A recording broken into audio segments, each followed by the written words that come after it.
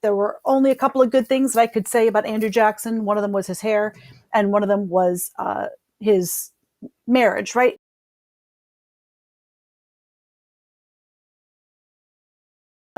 Some of the negative stuff cropped up there too, but I don't know what to tell you. Um, it's at least a story. So there's actually three parts to this, and the first one is about Andrew and his wife, Rachel. So this story is a little bit complicated. All right. So, because we don't exactly know what happened, but we do know what the impact was, right? So, Rachel Donaldson was married before she met Andrew Jackson. She was married to this dude. It was not a happy marriage. He apparently beat what the reports from her story are that he beat her. There's a lot of violence, and she escapes. She gets out, runs back to her family. Her family, she needs to be safe, so she runs back to her family. Her family ran a boarding house, and in that boarding house, a young Andrew Jackson came to stay. And he saw this despondent, young, pretty woman who was, scarred and upset by the horrible way that she had been treated by her husband. And you can imagine that Andrew Jackson's going to, two things are going to happen. Number one, he's going to be furious and want to beat somebody up, challenge somebody to a duel, because that's how he operates. And number two, his protective instincts are going to come into play, and he totally falls for her. Now, Rachel insisted that she believed that she had gotten a divorce, that her husband had secured a divorce from her. And I need to explain to you how rare divorce was at that time. Like, it was not at all like it is today. So I put down there that Virginia, which at one point is where they had lived, only granted about one divorce a year. It was not common. But at the time that they were separating is when Kentucky became a state independent. And apparently that may have caused some difficulties with the paperwork. It's up to you what you believe. Either the husband never even tried to get a divorce, or he tried and there was an issue with the paperwork. Long story short, she thought she was divorced, or she said she thought that she was divorced, but she was not. She was still married when she left to marry Jackson.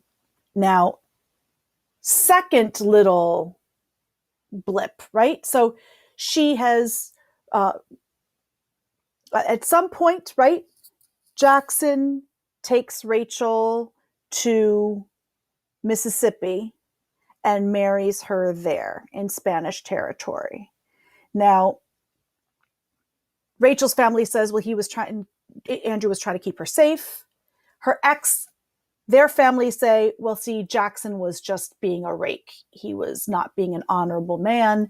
And he took this woman who was married to somebody else into another state to, like, be with her when he's not supposed to, because she is still married.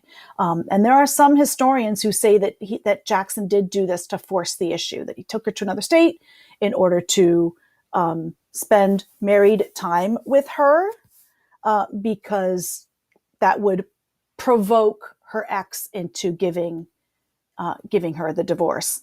And in fact, once Robards, her ex, finds out that they are not formally divorced, he did go and refile for papers, for divorce papers. And as you can see from the little excerpt up on the top here, if you can see this here, his grounds for the divorce were adultery, that she had committed adultery with Andrew Jackson. Yeah, I need you guys to put your brains in a time before Jerry Springer, y'all. You did not have, a woman anyway, did not have sex with a man to whom she was not married. Not before marriage, not after marriage, not in marriage, around marriage, between, like, no, eso no, like, no, okay? They called women names who did that. And in fact, many questions started to swirl around her choices. Now, for the most part, when they stayed in Kentucky, things are kind of quiet. People knew her and her family. People knew Jackson. Of course, Jackson had no family of his own, just his wife's family. They knew them. They knew that things were crazy in Virginia with paperwork. It really didn't bother them that much. And if it did bother somebody and they said something, Andrew Jackson would step to them, and that was the end of that conversation. But when Jackson starts to become more of a national figure, that is exactly what they are going to focus on, is Jackson's temperament, his impulsivity. Look, he doesn't even respect marriage. All of these things become fodder to attack Jackson with. And of course, on the side, they're also attacking Rachel with that. Rachel became incredibly depressed, incredibly withdrawn. She wouldn't go out in public. She felt like everybody was talking about basically her sex life, and like nobody likes that today, right? That basically this is going viral where everyone's like, who was she sleeping with when, and what was legitimate and what wasn't. And she just felt terrible because everyone's talking about this. And she felt very depressed. She said, I'm never going to move into that White House because they're all terrible people in that city and they're all out to get me. She ended up having heart difficulty. You can see, I'm sorry, I meant to tell you over here on the right, I don't know if you can read this, but this is a campaign pamphlet put out by Jacksonian supporters speaking about General Jackson's marriage. This is a campaign issue. She feels terrible. She develops heart difficulties and ends up basically having her heart gives out and she dies after the election, but before Inauguration Day. And she had already selected the gown that she was going to wear to the inauguration, and she was buried in that gown. Andrew Jackson famously says, "May God forgive her murderers. I never can." So now you've already got Andrew Jackson, who already is hot and passionate, and now he feels even more angry against Adams and the Whigs and all of these people who killed his beloved Rachel. Not one to not take these things personally is our Andrew Jackson, right? So this is actually going to tie into the Peggy Eaton affair, which we can also refer to as the Real Housewives of DC complement, although it has some heavy Real Housewives of Atlanta overtones. Now, in order to help you understand that, let me set the scene for you a little bit. So in the early days of Washington, D.C., men did not bring their wives and families with them. It was really bad conditions there. It was very swampy. There were not proper roads yet. When Abraham Lincoln goes there as a young first-term, only-term congressman, he talks about there were like 2x4s that people would put down in the streets, and you would walk on those because the roads were so muddy. So there really was no social scene. You should also know that in the early 1800s, by definition, if one woman is in a room, that is not a government meeting, that is not a political meeting, it becomes a social meeting. But women, of course, were able to use their influence even in these quote-unquote non-political rooms, often very effectively. And that's going to super come out in this particular affair. There were a lot of formal rules around social visits. Who visits whom, how you say hello, how you say goodbye. Think about, for some of us, like my mom had a lot of rules about who you had to say hello to first at a function, and you can't leave until you say goodbye to everybody, but make sure that you talk to this Thea, and like, right, all of those rules. These are hyper formal rules, but this is women's work. Like, men were not to get involved in the realm of women and these social rules. So that's your little background for this. Now enter into this Margaret Eaton. She's known as Peggy Eaton, but she never, in history, but she never referred to herself as Peggy. So her parents ran a hotel in DC. As I said, a lot of these men would come down and not bring their families. So a lot of congressmen or judges or whomever would stay in this boarding house, right? Without their families. Their families are back at home. She was super pretty. She was super popular. She was bright. She could joke. She could talk. And at 17 years old, she fell in love with this sailor. and got married to him. So you could figure out what your parents would think if you got married when you're 17. They move into a house like across the street from the parents' hotel. They're doing, fine. And they would go back to the hotel pretty often, especially since she was alone a lot, right? Because her husband is a sailor. So a couple of years later, 1818, both Margaret and her husband meet this guy named John Eaton, who is in town because he's doing government work. He was a widower. So his wife had died. They had had some children, but his wife is now dead. So they would all kind of hang out as couples. But of course, Margaret Eaton's husband is away at sea for long periods of time. Now, flash forward 10 years later, her husband dies. And within a few months, Margaret marries John Eaton. This was not like, you aren't supposed to marry a new guy just a couple of months after your husband dies. There were formal rules of mourning. I think it was a year you were supposed to wait. She only waited for a few months. That raised a lot of attention. That raised a lot of talk. There were all this talk that her husband had committed suicide because he had found out that they were already having an affair, Margaret and John Eaton. And so he was despondent and he killed himself. There's no evidence that happened, but I will change it. People talk.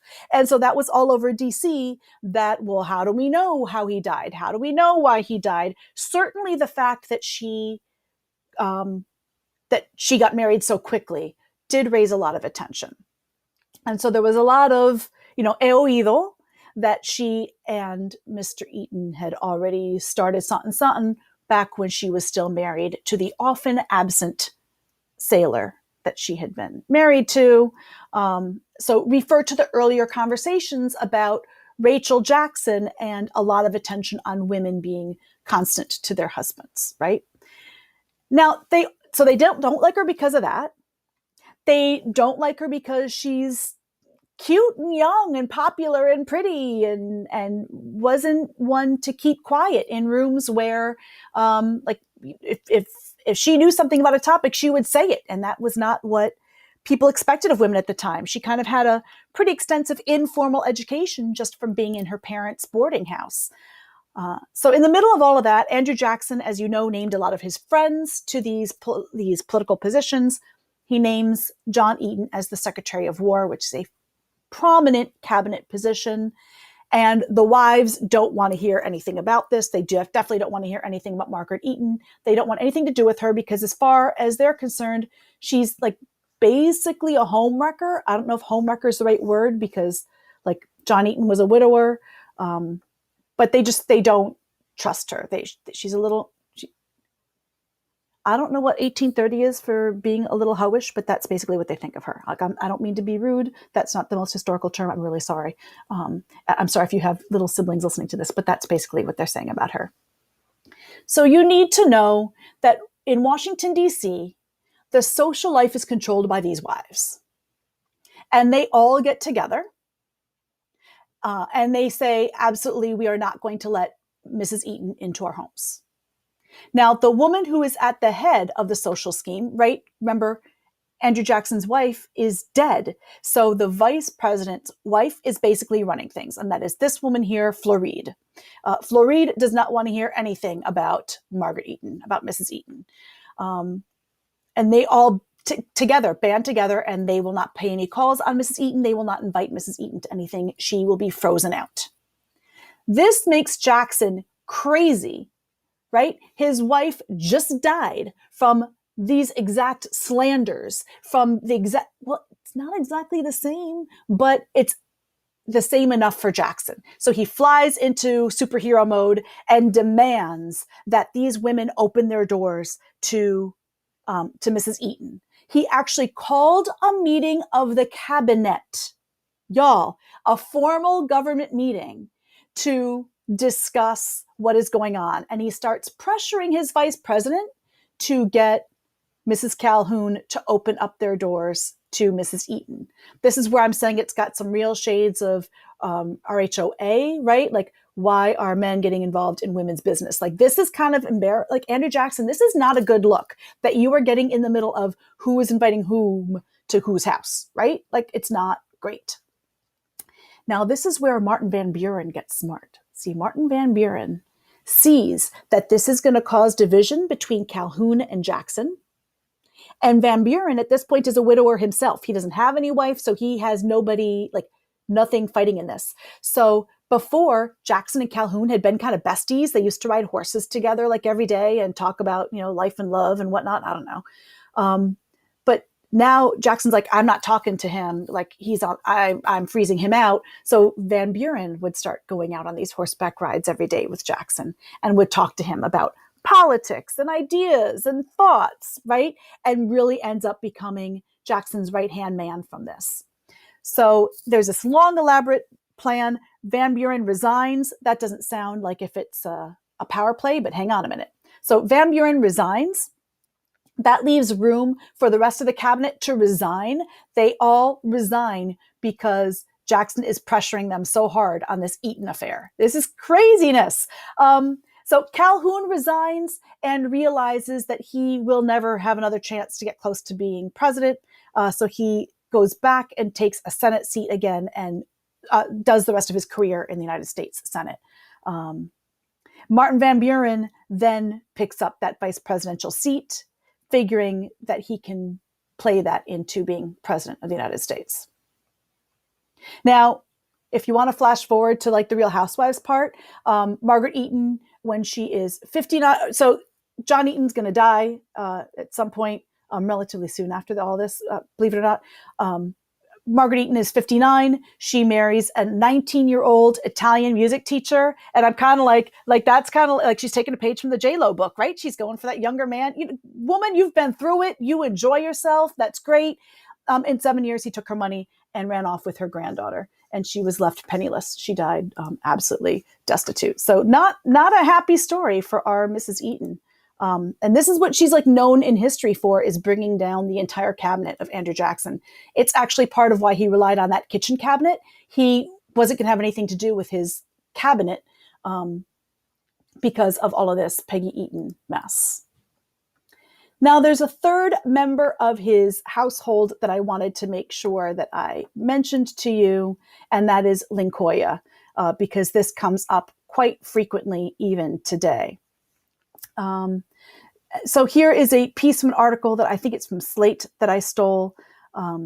Lincoya is known as Andrew Jackson's adopted Indian son. That doesn't really fit with the image of Jackson that we talked about last week, right? So here, let me share with you this excerpt. In the wake of the Treasury Department's announcement last week, this is clearly from a few years ago, that Harriet Tubman would replace Andrew Jackson on the front of the $20 bill, Senator Jim Webb, Democrat, without full regard for historical facts, Webb argued. Glossing the issue of Indian removal, Webb ended a paragraph excusing Jackson's actions toward Native Americans with this salvo. It would be difficult to call someone genocidal when years before, after one bloody fight, he brought an orphaned Native American baby from the battlefield to his home in Tennessee and raised him as his son.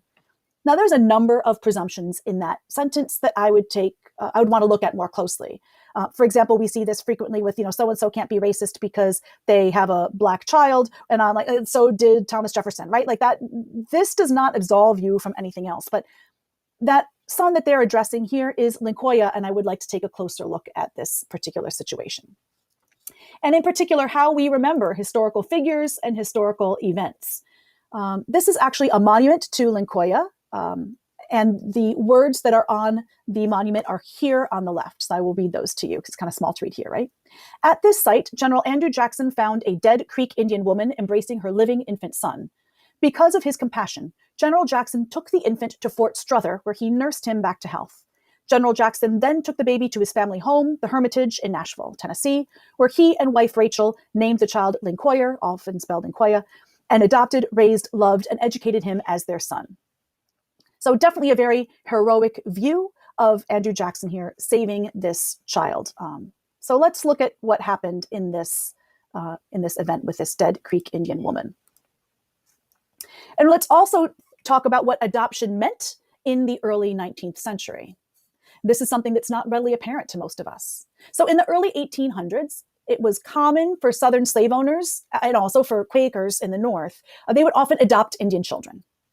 Sometimes those children had parents who were alive. That really wasn't relevant to them. The idea was that we will bring them into our home and teach them our ways, and that will be better for them than living in their rough and savage and unchristian lives, right? The similar language that you saw last week when we looked at Indian removal. So that's kind of the premise of adoption. Like, he's not the only one who's doing this, who's picking up these children. Now, Linquoya in particular was a member of the Red Sticks Creek. The Red Sticks Creek had decided they were going to fight against white settlement. They were at war with a different group of Creek known as the Lower Creek. It's lower, the Red Stick Creek were upper. The Lower Creek tried to do more of a five civilized tribes situation, tried to assimilate with white settlers, tried to intermarry even with them. And so they were having a war among themselves, the Upper and the Lower Creek. And Linquoya, again, is a member of the Upper, the more combative Creek. And at this particular battle, there are 1,000 U.S. soldiers. They are being commanded not by Jackson himself, but by an ally of his, an associate of his, who I believe reported to Jackson. These 1,000 soldiers completely encircled this one Red Stick village and massacred almost everybody in the village. And whoever they did not massacre, they took as a captive. Linquoya was one of those who was captured. So when it says here on this monument that Jackson found a dead Creek Indian woman embracing her living Indian son, it's not like she dropped dead because she was tired. She did not drop dead because she had the coronavirus. She dropped dead because she was a victim of this massacre conducted by the United States military of this village, because this was the combatant village. So his ally does take Linquoya along with the other 83 captives, and Jackson does choose to keep Linquoya for himself. He writes to Rachel that all of his family is destroyed. Again, you know how your English teacher says don't use passive voice? All his family is destroyed. Destroyed by what, General Jackson? What is it that destroyed Linquoya's family, right? It was the United States military, and in this particular battle, led by someone who reports to you and is an ally of yours. We have another letter that he wrote to Rachel, and because he sends Linquoya back to the house, to the Hermitage, right? He can't stay there on the battlefield. I send on a little Indian boy for Andrew. Andrew is another boy that the family had adopted, and called him a pet. So he is not seen as an equal to another child in the household. He is adopted as a pet for a white child who is already in the family. Later on, we find that he has taken 2 or 3 other Creek boys and given them to other white boys that have entered their household. You should know that Rachel and Andrew never had any of their own natural children, so there were friends and relatives of theirs who would give them children to adopt and raise. So in one case, it was like actual family members that, like I think Rachel's sister dies and they take on the children. Okay, that's one thing. But they would like just collect these random children. And so that's one thing, right? That was one form of adoption, but this is a very different look to this adoption. There is some question that Jackson took Linquoya into his household partly for political considerations. How can you call me a genocidal Indian killer, the massacre of the Creeks? Remember, he had already taken heat from people in Congress for his treatment of the Creek in Florida. How can you tar me with that? Don't you see that I have taken this child into my home? So the same cover that one congressman saw just a few years ago, that he may have been seeking that cover then. Now, pro tip, Linquoya dies in 1828. That is the same year as the election of Andrew Jackson that is so wounding Rachel, and some believe that the additional stress may have further complicated Rachel's distress and led to her illness. He was a child. He was only 16. There was some talk that Andrew Jackson was hoping to secure a commission to West Point for Linquoya. At some point that changes and he ends up apprenticing him to a saddle maker. That's very different. There's no record of why that was, but Linquoya does die of, I believe, tuberculosis when he's 16. He may have just not been healthy enough to become a cadet at the military academy. And I did decide I wanted to mention one thing about his White House home. Andrew Jackson is like almost every other president before him, right? Except for the 2 Adams. He is a slave owner. He is a human trafficker and is engaged in enslavement of human beings. I've taken this directly from the White House history website. I was lucky enough to get to meet some of the historians who work there and run this website, and they're really working very hard right now on exposing and expanding the history of the enslaved people who lived in the White House. So we have this piece. In January of 1829, less than 2 months before he became president, Andrew Jackson ordered an inventory of his slaves. The inventory recorded names, ages, and familial relationships of the 95 enslaved human beings who lived and worked at the Hermitage, his Tennessee plantation. When President-elect Jackson left for the White House, he brought some of these enslaved people with him. The 1830 census listed 14 enslaved individuals in Jackson's household, 8 women and 6 men. Many scholars suggest that his household grew during the course of his presidency. Jackson also made significant improvements to the White House during his administration, including the construction of the North Portico and a new stable, as well as the addition of running water to the house, projects that almost certainly made use of enslaved labor, either from Jackson's own household or hired out from other slave owners in Washington, D.C. Fairly famously, Michelle Obama made a comment about how surreal it was for her to be living in the White House, a house that was built with enslaved labor. And she took a lot of criticism for that. And yet the history does show that the White House was built not exclusively, of course, by enslaved labor, but certainly with a great deal of enslaved labor. So as I was coming to the end of this, I realized, I started off trying to do this to show off my here's my good points about Andrew Jackson and start off with the Rachel Jackson story. And I ended up right back to Andrew Jackson's a terrible person, right? So I'm going to leave you on this. After Rachel died, Andrew Jackson had a portrait of her that he loved very much. I don't know if it was this portrait, but it may have been. And he had them hang that portrait at the foot of his bed. Seems like an odd place to hang a portrait, right? Usually you hang something behind you, like at the back of the bed, but he had them hang it at the foot of his bed. And he said it's because he wanted it to be the first thing that he saw every morning and the last thing that he saw every night. As husbands go, he rescued this woman from a terrible situation, this abusive marriage, at potentially great cost. Unfortunately, she carried the brunt of a lot of that cost in terms of the questions. I kind of don't mind a guy who hates the people that are hating on you. That's kind of a good spot for me, but that story about the portrait gets me every time. I want it to be the first thing that I see every morning and the last thing that I see every night. So that is my saving grace story for Andrew Jackson. Your mileage may vary.